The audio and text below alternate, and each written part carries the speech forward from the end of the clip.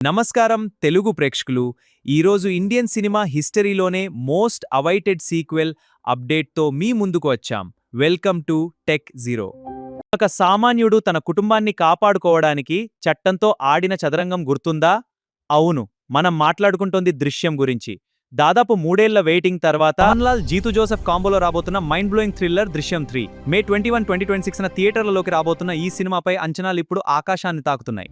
అసలు ఈ పాటలో జార్జ్ కుట్టి దొరికిపోతాడా లేక మరోసారి పోలీసులకే షాక్ ఇస్తాడా?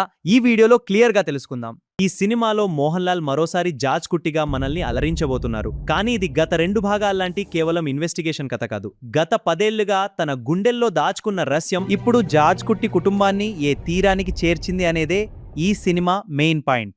మొదటి పార్ట్లో శవాన్ని దాచాడు, రెండో పార్ట్లో సాక్ష్యాన్ని మాయం చేశాడు. మరి ఈ మూడో పార్ట్లో ఏముండబోతుందో చూడాలి. దీనికి దృశ్యం 3 the past never stays silent అనే టైటిల్ పెట్టారు. ఇక డైరెక్టర్ జీతు జోసెఫ్ గురించి చెప్పాలంటే ఆయన స్క్రీన్ ప్లే అంటేనే ఒక మ్యాజిక్. ఈసారి కథలో ఎవరూ ఊహించని ఒక బిగ్ ట్విస్ట్ ప్లాన్ చేశారట.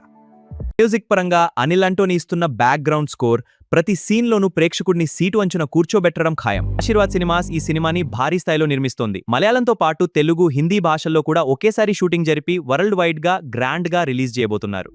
టీజర్లో జార్జ్ కుట్టి చూపులో కనిపిస్తున్న ఆ ఇంటెన్సిటీ చూస్తుంటే మోహన్ లాల్ కి మరో నేషనల్ అవార్డు గ్యారంటీ అనిపిస్తోంది. మీ అభిప్రాయాన్ని కింద కామెంట్స్ లో మాతో పంచుకోండి. ఈ వీడియో నచ్చితే లైక్ చేసి మన ఛానల్ని సబ్స్క్రైబ్ చేయడం మర్చిపోకండి. Thank you.